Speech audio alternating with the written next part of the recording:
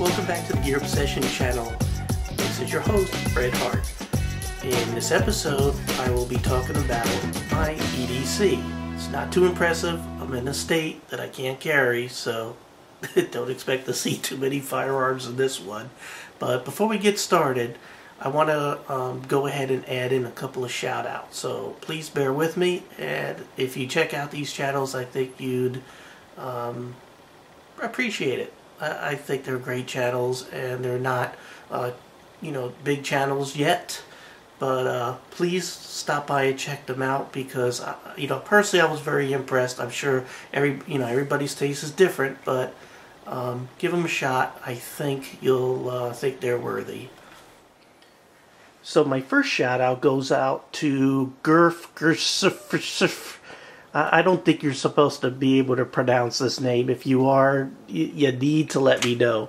Anyway, it's spelled GRFGSFSF. I will provide a link in the comments below. As long as YouTube keeps them below, they may be somewhere else. Anyway, this guy is funny. He does mostly knife reviews. I think they might all be knife reviews. And I personally think they're spot on. They are just exactly what my conclusions are when I review some of the knives that he does. So I value his opinion very highly. But he does it with a unique perspective.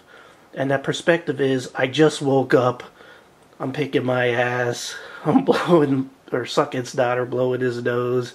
He's talking about testing for rust, because he sweats, his ass sweat gets all over the knives, and he, some corrode and some don't. So I'm talking down to earth reviews. Check him out. Check him out. Next shout out goes out to Taiwan Reef. Again, his link will be below.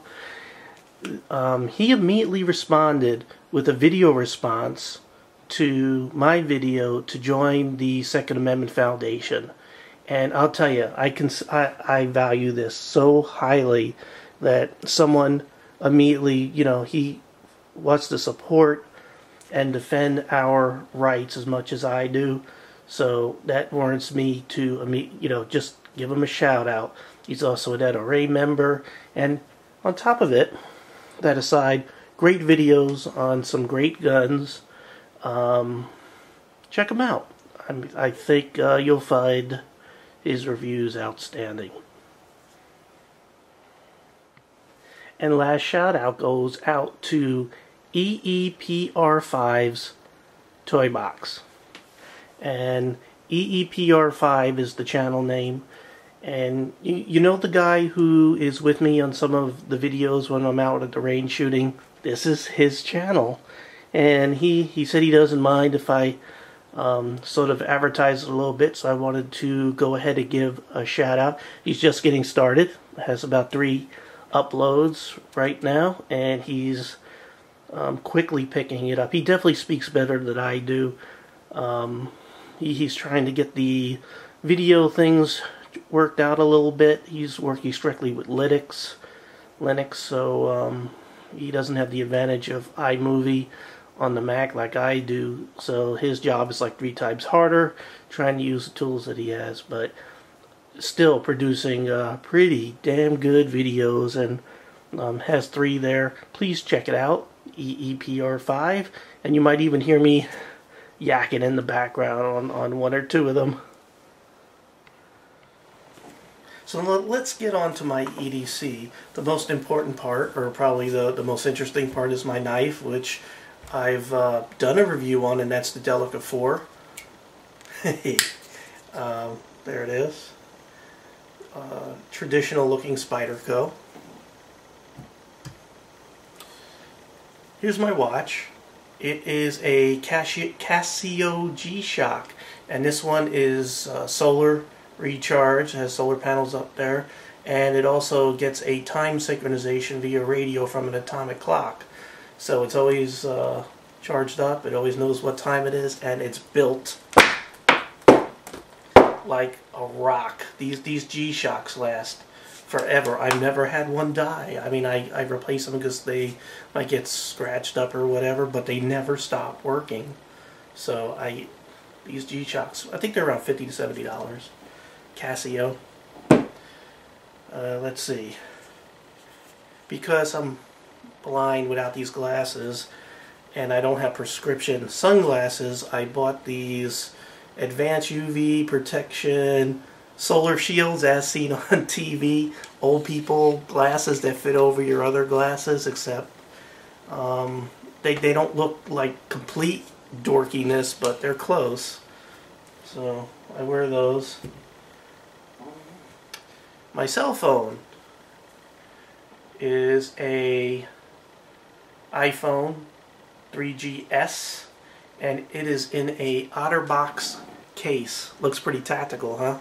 Steve Jobs would just die if you saw what I did to his pretty iPhone. But this thing is tough. It's like the G-Shock of cases by OtterBox. Tough. Let's see what's next.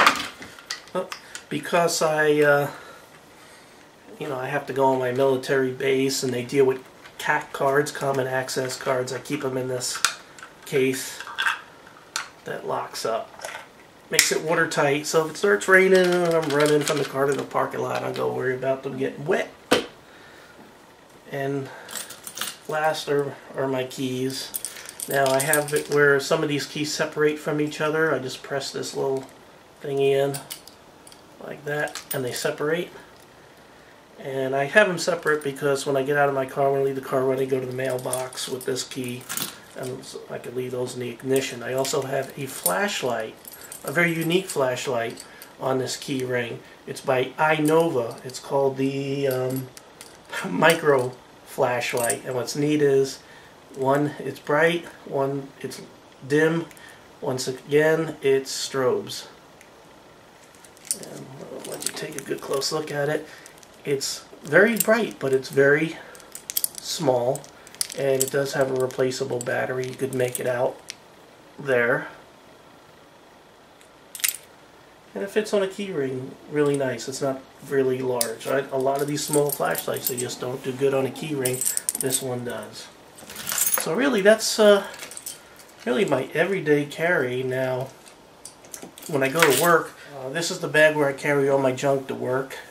And it's by Swiss Gear, specifically by Wenger. You know, that you might know them along with Victorinox that makes the Swiss Army knives. Wenger makes about half of them, but it's called Swiss Gear. It's the Ibex 17-inch notebook backpack, because, you know, I'm a computer geek, and my computer's in here, but I also have some other things in here, like a pad of paper, a pen, a lighter, of course a mag light. I have a knife. This one is the Flash by SOG, the Flash 2, which I'm not a huge fan of, so I throw it in this bag. I have a little knife sharpener by Smith's. Really handy. I might review this one. This little knife sharpener is really great. I have a Gerber multi-tool. This is the Gerber suspension. Very high value, very good. The only complaint I have is that when when you're clamping something down, these handles don't close all the way. That's as close as they get, and it's kind of hard, especially if you have small hands. Especially when they're open and you're trying to come down. I wish they were more closed when these guys were closed. It doesn't make too much sense to me why they designed it like that. Got another lighter, and let's see. I do have